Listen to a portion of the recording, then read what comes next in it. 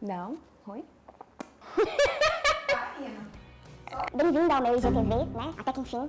Decidi fazer esse IGTV pra gente conseguir produzir um conteúdo diferente. E nesse primeiro momento eu queria fazer respondendo algumas perguntas frequentes que vocês me mandam e definir uns temas pra gente poder ir produzindo esse conteúdo. E o primeiro tema, processo criativo. Então vamos lá. Primeira pergunta: como você se prepara e como eu sei que eu estou pronta para criar?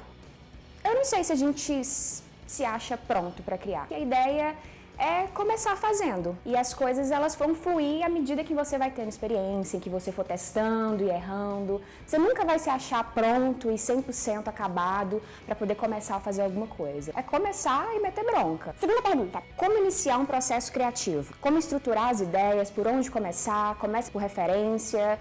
Onde que a gente começa nesse processo? Eu sempre começo lendo o briefing. Relendo, né? E tento absorver tudo aquilo que o cliente me passou, fazendo algumas anotações, algumas junções. Para mim, pelo menos, esse é o primeiro passo. Depois, eu começo a fazer uma espécie de brainstorm, com palavras-chave que poderiam significar aquele cliente, desenhos que poderiam representar de alguma forma, algum conceito que poderia ser amarrado ali, porque eu preciso representar aquilo de uma forma original. Então, eu não posso partir direto para execução, então vai ficar um conceito raso demais. E aí sim eu vou partir para as referências, para estética, para execução, para criação de fato daquele serviço. Terceira pergunta: você sempre desenha o logotipo no papel ou faz direto no software? 95% das vezes eu desenho no papel.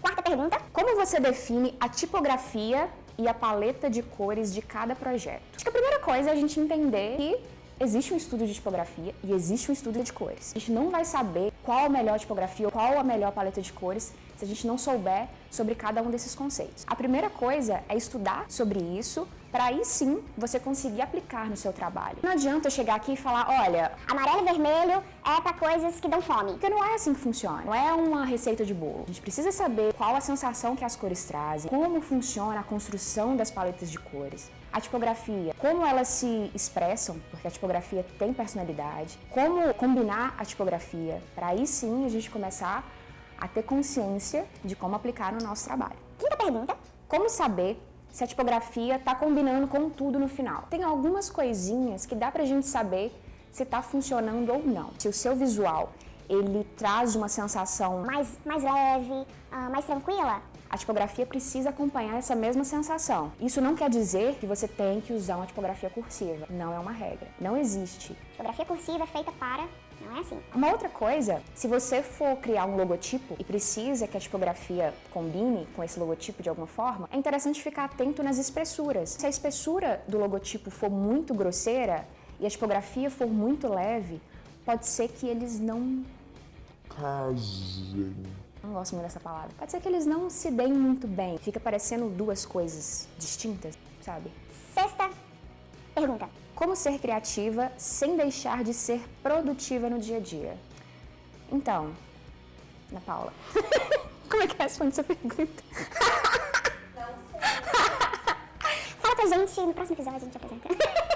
Eu acho que uma coisa é a gente entender que a gente não consegue ser criativo o tempo inteiro. Não existe isso. Não existe a figura do gênio criativo. Que é, sei lá, possuído por uma entidade da criatividade e fica parece todo sempre amém, criando. Não existe isso. Quando você estiver naquele momento em que você não está sendo muito criativo, e isso acaba te bloqueando e fazendo atrasar algum serviço, pega um serviço que seja menos criativo ou que seja um pouco mais mecânico. Tratamento de fotos, diagramação interna do álbum. E aí você consegue produzir, né? Você não atrasa a sua demanda, mas também não fica ali dando murro em ponta de faca.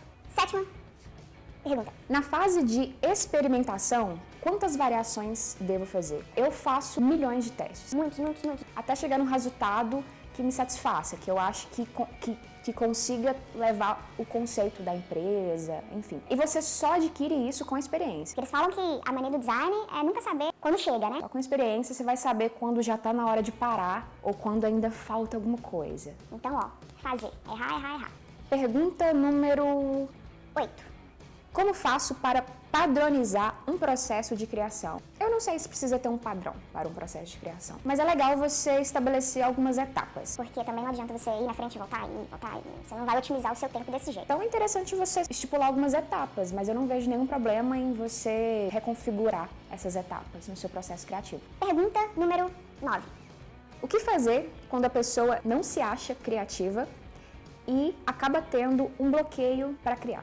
Provavelmente esse bloqueio, ele existe justamente porque a pessoa não se acha criativa. Uma das coisas que a gente precisa quebrar é que a criatividade é uma divindade que apenas poucas pessoas têm o privilégio de tê-la por perto. Criatividade, quanto mais você exerce, mais você tem. Criar nada mais é do que experimentar, do que errar, do que testar. A gente precisa desenvolver esse lado fazendo. Não existe essa de que você acordou um belo dia e se tornou criativo. Todo mundo tem bloqueio criativo. E é ok, tá tudo bem. Tente, estude, erre, consuma criatividade, não só da sua área. À medida em que você for fazendo, você vai perceber que você vai tendo menos dificuldade para fazer algumas coisas. Porque são caminhos que você já trilhou. E você sabe que aquele problema você resolve dessa ou daquela forma. Por experiência própria, quando eu comecei a fazer logotipos principalmente, que era uma área que eu não gostava de fazer, justamente porque eu não sabia fazer, e eu não me sentia criativa pra fazer, eu ficava muito com essas angústias, né? Eu nasci pra isso, não sirvo pra isso. Mas à medida em que eu fui estudando, que eu fui testando, eu fui errando, eu descobri que foi ficando mais fácil. Consigo saber que alguns problemas eu resolvo com facilidade. Mas isso, ó, só ralando. Pergunta número 10. Como estimular a criatividade e como eu devo buscar inspiração sem me contaminar com o plágio? Eu vejo muita gente quando vai começar a criar, por exemplo, Eu vou criar um cartão de visitas. e aí, para se inspirar, a pessoa procura cartões de visitas. A chance de você fazer algo muito parecido com aquilo é muito grande, porque você está se referenciando na mesma peça, no mesmo layout, às vezes até na mesma área, fica tudo muito próximo. A chance daquilo ser uma cópia é gigantesca. Então, uma dica que eu dou, se eu puder dar essa dica, é de buscar referências em outras áreas completamente diferentes daquela que você está criando. Quando eu falo, Gente, consome filme, revista, música, arte, desenho animado, porque tudo isso você vai colocando dentro daquela sua caixinha da criatividade. e aquelas informações elas vão se combinando. É quando você consegue combinar informações de áreas completamente distintas. E aí elas se encontram e você tem... Insight. O insight não é algo que veio do nada, é só uma combinação improvável. Então é isso, galera. Espero que vocês tenham gostado do vídeo. Me dá o feedback de vocês, por favor. E dica também de próximos temas, dicas, truques da área, reflexão sobre o mercado. A gente tem muitas possibilidades. Beijo pra vocês, boa semana. Nossa, eu tô usando esse negócio o tempo inteiro no vídeo.